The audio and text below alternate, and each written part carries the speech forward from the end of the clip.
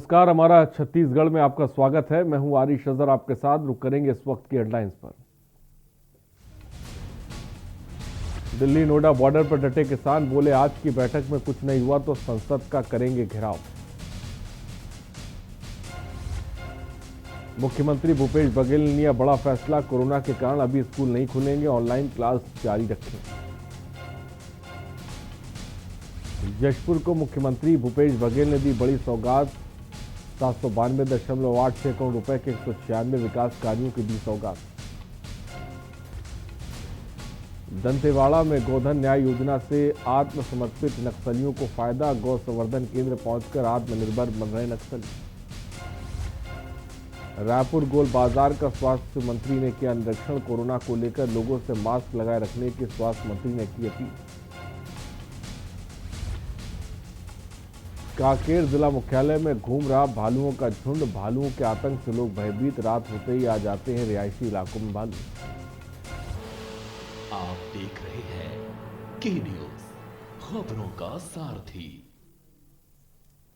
और सीएम भूपेश बघेल ने रणजीता स्टेडियम में आम सभा को संबोधित करते हुए जशपुर वासियों को जशपुर में तीरंदाजी सेंटर, सन्ना में महाविद्यालय, ईद नदी में पुल और सन्ना में ही 100 बिस्तर अस्पताल की सौगात भी दी। सीएम के साथ खाद्य मंत्री अमरजीत भगत, कैबिनेट मंत्री उमेश पटेल, विधायक प्रकाश नायक सहित कई बड़े नेता मौजूद थे। सीएम ने इस दौरान आत्मसभा को संबोधित करते हुए कहा कि जशपुर के इतिहास में शायद ही पहले कभी इतना लोकार्पण शिलान्यास हुआ हो।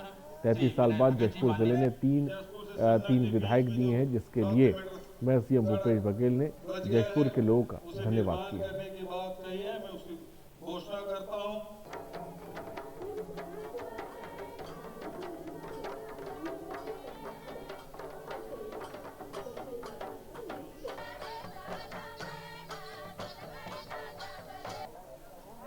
आज के समारोह के मुख्य अतिथि यशस्वी मुख्यमंत्री भूपेश बघेल जी से हमारा आग्रह कि वे साथ हैं विधायक जशपुर श्री विनय भगत जी, माननीय जशपुर से सन्ना के बीच में जो 9 किलोमीटर सड़क बच गया है, उसे निर्माण करने के बाद जशपुर आने के बाद यहाँ आत्मीय स्वागत हुआ और यहाँ करीब लगभग 800 करोड़ के शिलान्यास और भूमि पूजन का हुआ और बहुत सारी मांग हमारे विधायक जी ने रखी है, उसकी घोषणा मैंने की है। छत्तीसगढ़ में ऐसा कोई आदमी नहीं है जिसे भूखा रहना पड़े, क्योंकि चाहे लघु वनोपज की खरीदी की बात हो, चाहे मनरेगा पूरे देश में सबसे अच्छा यहाँ क्रियान्वित किया गया है। यहाँ धान 94% किसानों का धान खरीदी किया जा रहा है, जो देश में सर्वाधिक है।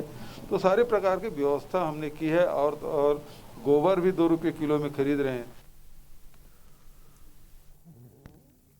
और दंतेवाड़ा गौठान और गोधन न्याय योजना से लोन बराटू अभियान के तहत आप समर्पित नक्सली फायदा ले रहे हैं, जहां मां दंतेश्वरी संवर्धन शोध केंद्र में कलेक्टर दीपक सोनी और एसपी अभिषेक पल्लव के मार्गदर्शन में कुआकोंडा के 25 आत्मसमर्पित नक्सलियों ने गौ संवर्धन केंद्र पहुंचकर शासन प्रशासन द्वारा चलाई जा रही योजनाओं का लाभ उठाया और रुचि अनुसार बकरी, गाय, मुर्गों और बत्तख पालन की ट्रेनिंग भी ले रहे हैं।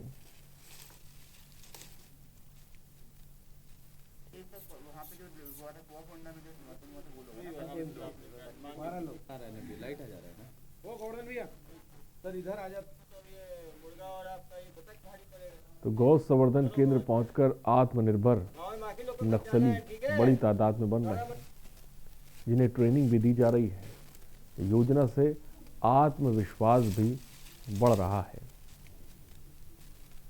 लोन बराटू अभियान में पिछले 4 महीने में 220 नक्सली सरेंडर हुए हैं, जिसमें कि 60 इनामी नक्सली हैं। हमेशा ये बात हो रही है कि सरेंडर के बाद पहले पुलिस में ही जॉब मिलता था, काफ़ी लोग पुलिस में जॉब नहीं करना चाहते थे। लोन बराटू घर वापसी है, घर वापस आके उनको जो काम पसंद आए वो काम करें।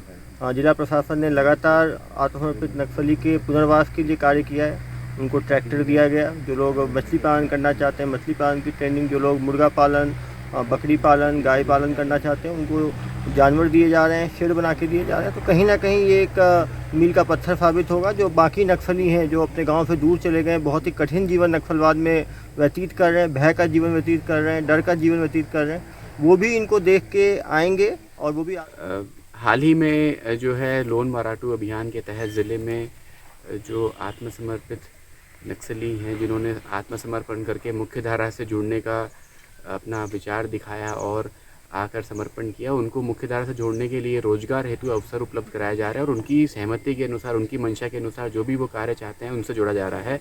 तो हमने बड़े गुदरा के लोगों को जो है ट्रैक्टर भी दिया, भांसी के लोगों को पुराना एक ध्वस्त स्कूल को रिकंस्ट्रक्शन का कार्य भी दिया और ये जो अब यहाँ पे लोग हैं वो कुआकोंडा में हमारे जो समर्पित हुए थे 25 में से, उसमें से 12 लोग हैं जो पशुपालन करना चाह रहे थे, तो उनको शेड स्वीकृत करके उनके शेड निर्माण का कार्य भी पूर्ण हो गया है। सब इरमाराम कुंजा में ग्राम पंचायत महाराकर से मैं क्या ये नक्सली के हिसाब से मैं काम करता था।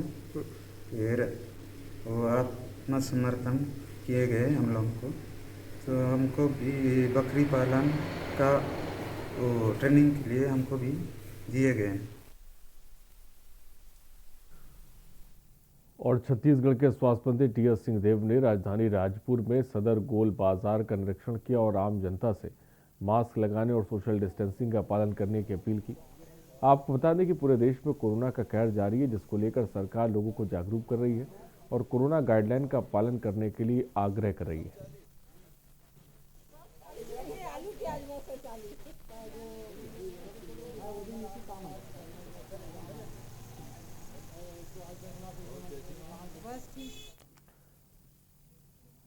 और रायपुर में बढ़ती दुर्घटनाओं को देखते हुए पुलिस मुख्यालय के द्वारा दिशा निर्देश से रायपुर यातायात पुलिस द्वारा एक विशेष अभियान चलाया जा रहा है, जो हो रहे लगातार दुर्घटनाओं को रोकने के लिए लोगों को यातायात नियमों का पालन कड़ाई से कराया जाएगा और वो पूरे शहर में जिले भर में व्यवस्था की जाएगी। इसमें 15 टीम काम करेंगी, जो चौराहों और देहात के एरिया में भी यातायात नियमों का पहले समझाइश दी जाएगी और यातायात नियमों का पालन नहीं करने वालों पर सख्ती के साथ कार्रवाई की जाएगी।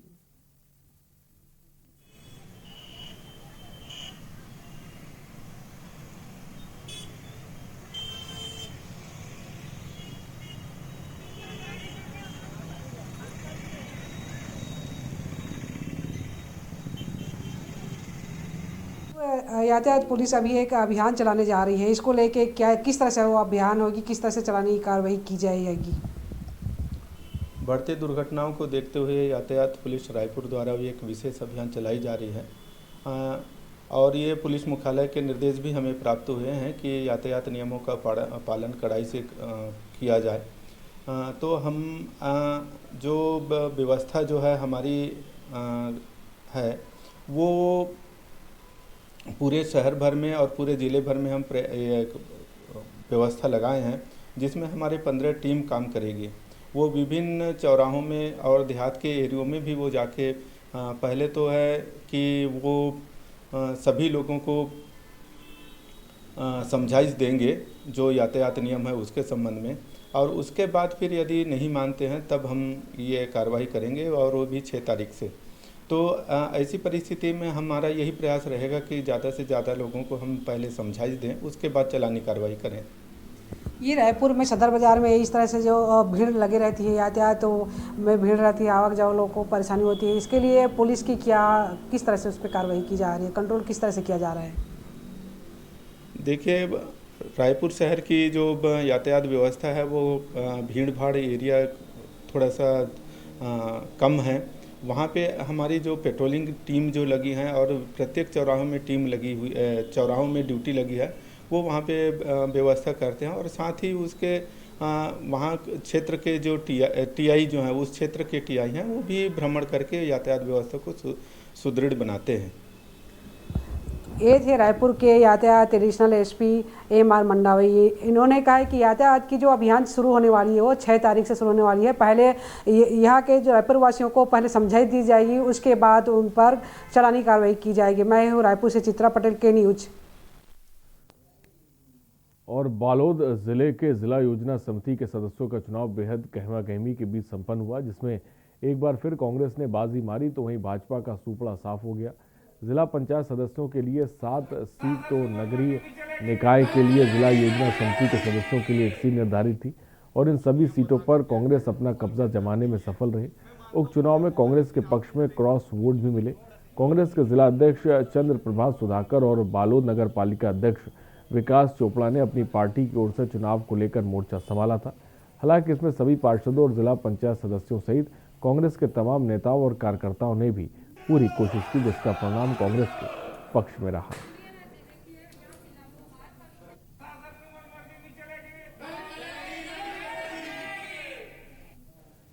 कहना चाहूँगा कि जिले के जितने भी पार्षदगण कांग्रेस साथी, उन सभी का बहुत बहुत कोटि कोटि धन्यवाद, जो मुझे इस लायक समझा और अच्छे मतों से मुझे विजयी बनाया। देखो, उनको पहले से पता था कि उनकी हार सुनिश्चित है, इसलिए वो बहाना खोज रहे थे और वो बहाना उनको मिल गया। अगर उन लोगों को इतना ही आपत्ति था तो वो लोग थे, वहाँ सब अधिकारी लोग थे, सब भाजपा के नेता लोग थे, एक ठोक वो लोग लिखित में शिकायत क्या दर्ज नहीं कर सकते थे? बिल्कुल कर सकते थे। उनको मालूम था कि जो चुनाव हुआ है वो एकदम निष्पक्ष हुआ है और उनकी हार बिल्कुल निश्चित थी। आज जो घटना हुई है वो बड़ी निंदनीय घटना है कि कांग्रेस का प्रत्याशी फिर एक बार नगर पालिका की तर्ज पर फॉर्म जो है वो लेट भरा।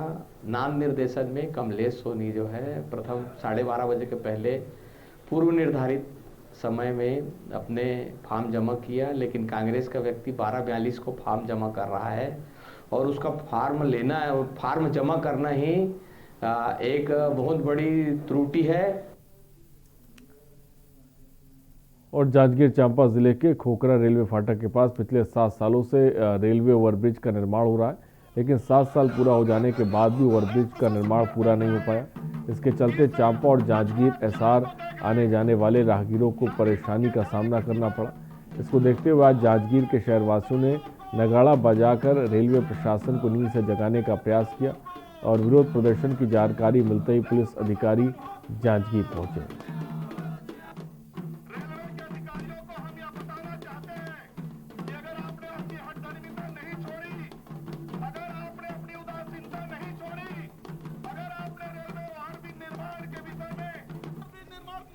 रेलवे ओवरब्रिज निर्माण को लेकर देरी को लेकर यहाँ पे इन्होंने विरोध प्रदर्शन किया है, तो हमने उस ज्ञापन को ले लिया और नगाड़ा लेके आए थे, तो नगाड़ा को हमने जब्ती बना दिया है। चूँकि अभी कोविड का भी समय है तो इस प्रकार की गतिविधि की अनुमति नहीं दे सकते, इसीलिए जब्ती कर दी।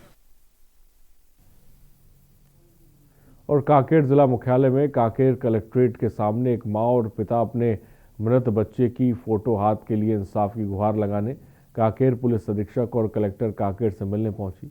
माँ बाप का आरोप है कि बच्चे की मौत दुर्घटना से नहीं बल्कि हत्या से हुई है, जबकि उक्त मामले में अपनी इंसाफ की लड़ाई मां और बाप ने कांकेर से लेकर राजधानी तक गुहार लगाई। फिर भी अपनी इंसाफ की लड़ाई के लिए आवेदन में छत्तीसगढ़ के मुख्यमंत्री से लेकर पुलिस विभाग के आला अधिकारियों के नाम के साथ इंसाफ के लिए आश्वासन की लिखित आश्वासन ही सिर्फ मिल रहा है।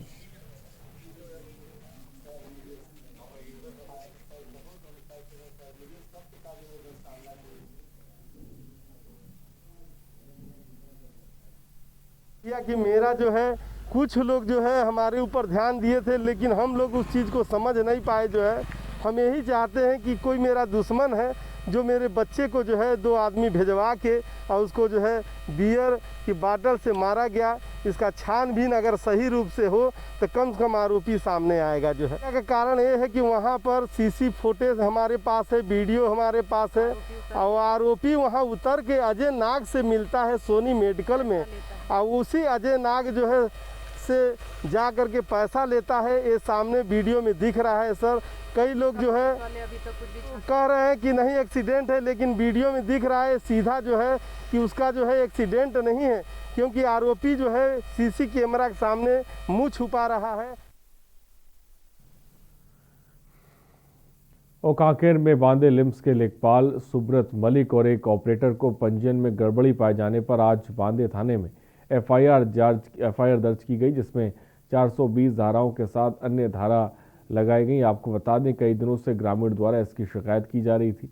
इसमें तहसील द्वारा धारा जांच के आदेश दिए गए, जिसमें बड़ी मात्रा में फर्जीवाड़ा और झोलझाल मिला, जिसमें ग्रामीण लगातार जांच की मांग कर रहे हैं। आरोपी के विरुद्ध एफआईआर होने से लोगों ने खुशी जाहिर के साथ रिक्त पद पर जिम्मेदार अधिकारी की होने की मांग की।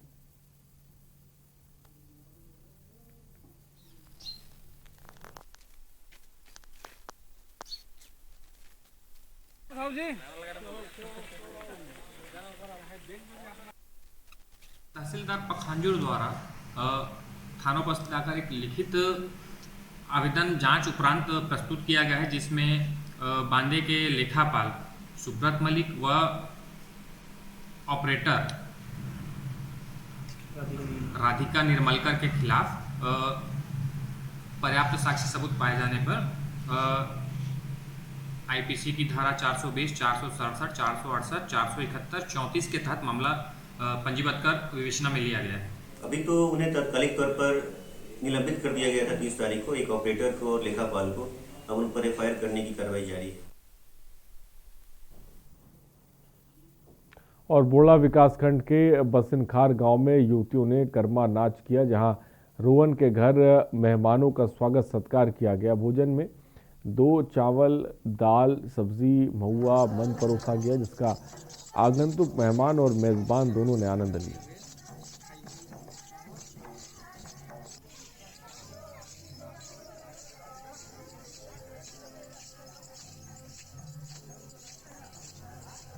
तो मादर की थाप पर युवतियों ने जमकर नाच किया।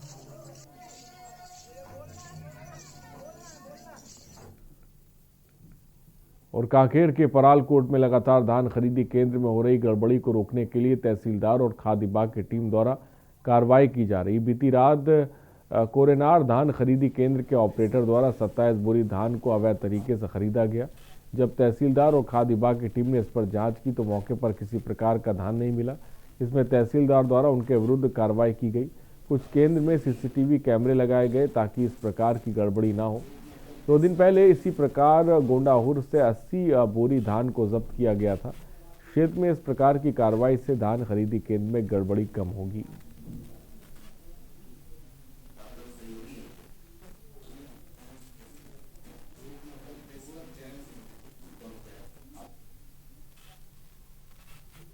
ये मामला कल रात्रि का है। कल राजस्व की टीम और खाद्य की टीम ने कोरेनार फड़ी की जांच करी तो वहाँ 27 बैग धान फड़ में आया नहीं था, लेकिन उसे खरीदी दिखा करके कंप्यूटर में चढ़ा दिया गया था। उसमें नहीं गया, इसमें क्या कहेंगे? जहाँ भी अनियमितता होती है, जहाँ शिकायतें मिलती हैं या हमें आशंका होती है कि यहाँ कुछ गड़बड़ी चल रही है या हो सकती है, तो वहाँ। और कोरिया जिले में फिर एक बार मानवता शर्मसार हुई। ये घटना जिला मुख्यालय से महज 15 किलोमीटर दूर सामुदायिक स्वास्थ्य केंद्र पटना की है, जहां पर महिला मरीज को भर्ती कराया गया था। महिला की इलाज के दौरान मौत हो गई और महिला की उम्र 32 साल की बताई जा रही है। मृतक के परिजन शव को ले जाने के लिए 1099 कॉल करते रहे और कॉल ना उठने पर परिजनों ने हॉस्पिटल प्रबंधन से बात की, लेकिन प्रबंधन ने एम्बुलेंस होने के बाद भी मृतक के परिजनों को एम्बुलेंस मुहैया नहीं कराई। आखिर में परिजनों को हताश होकर शव को टेम्पो में ले जाना पड़ा।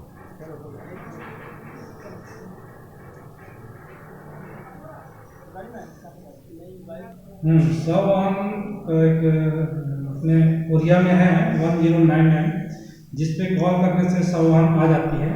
कई बार लेट भी हो जाता है, जिसकी वजह से उसे टेम्पो में जाना पड़ा। और हमारे यहाँ एक ड्राइवर है जिससे मैं मीटिंग में ले गया। हाँ, हमारा फर्ज बनता है, लेकिन एक ड्राइवर मैं ले गया और दूसरा ड्राइवर प्राइवेट करना पड़ता है। इस स्थिति में अगर अपने पास कोई ड्राइवर नहीं है तो प्राइवेट हायर करना पड़ता है। और जंगलों के कटने से अब जानवर शहरी इलाकों का रुख कर रहे हैं। ताज़ा मामला कांकेर से है। इन दिनों भालुओं के आतंक का सिलसिला लगातार जारी है।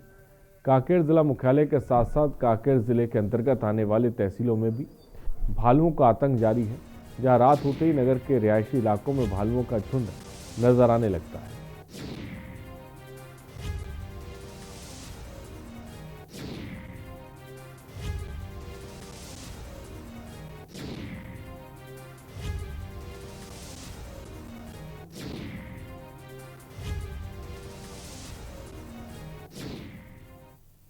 जी हाँ, अभी कुछ एक समय से नगर के शहरी क्षेत्रों में 3-4 भालुओं का आना हुआ है और ये अधिकांश समय रात में विचरण करते हैं और जिसके चलते लोगों में भय व्याप्त है। हालांकि अभी तक भालुओं के द्वारा किसी भी प्रकार का जान माल को नुकसान नहीं पहुंचाया गया है, मगर लोगों में भय तो बना हुआ है। और अंबिकापुर मेडिकल कॉलेज हॉस्पिटल में इलाज के दौरान 2 बच्चों की मौत हो गई। बच्चों की मौत से सेवा भारती मार्त छाया में सन्नाटा छाया हुआ है। बच्चे की उम्र 3 से 4 माह बताई जा रही है। बच्चे अंबिकापुर के सेवा भारती मातृाश्रय में रहते थे। बच्चों की तबीयत खराब होने पर उन्हें मेडिकल कॉलेज अस्पताल में भर्ती कराया गया है, जहां इलाज के दौरान उनकी मौत हो गई। सेवा भारती मातृाश्रय में समन्वयक के पद पर पदस्थ सोमेश्वर ने बताया कि दोनों बच्चों को कोरिया जिले के बाल कल्याण समिति के आदेश से अंबिकापुर सेवा भारती मातृाश्रय में लाया गया था।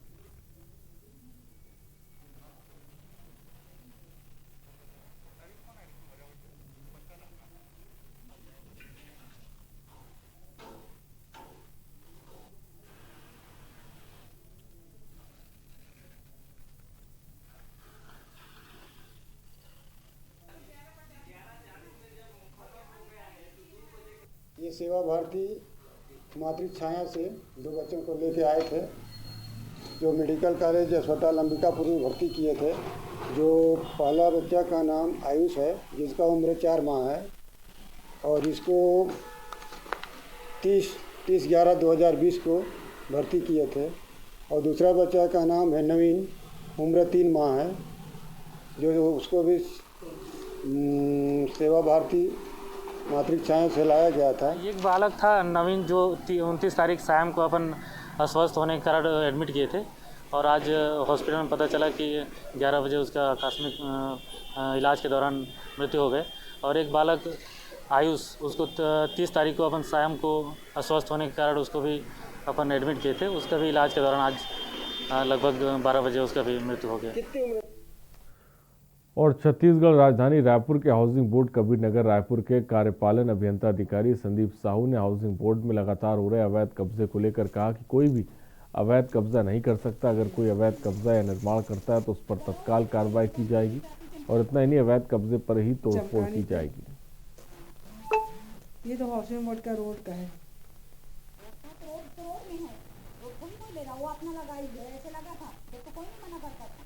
हाउसिंग बोर्ड कभी किसी को आवासीय परिसर में व्यावसायिक गतिविधि करने की अनुमति नहीं देता है, और जब भी संज्ञान में आता है उनको नोटिस दिया जाता है, उन्हें व्यावसायिक गतिविधि बंद करने के लिए कहा जाता है।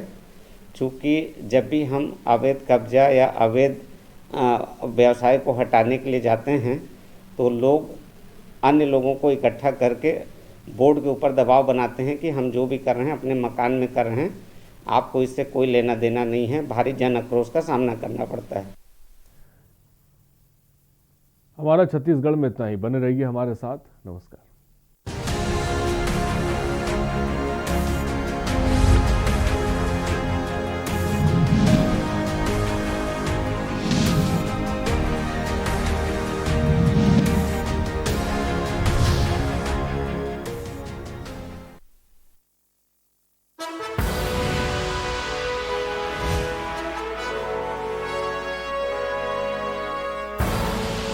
आप देख रहे हैं के न्यूज, खबरों का सारथी। स्वाद और खुशबू में झूम के भाई लेके आए गोल्डी मसाले। गोल्डी मसाले, खुशबू और स्वाद ऐसा तो रिश्तों में गुस्सा कैसा। लम्हे छोटे से ये जिंदगी से भरे, इन्हें हाथों में भर ले और जी ले जरा। मुसाफिरा तू है चला, मुसाफिरा रे। छोटे छोटे लम्हों का अनोखा सफर, कमला पसंद, अनोखा स्वाद। कोरोना संकट काल में के न्यूज इंडिया की देशवासियों से अपील है कि हम जाति धर्म को भूलकर कोरोना को हराने में एक साथ खड़े हों। जरूरतमंदों की मदद करें। कोरोना के खिलाफ जंग में हम अपना योगदान दें। हम सब मिलकर लड़ेंगे और मिलकर जीतेंगे।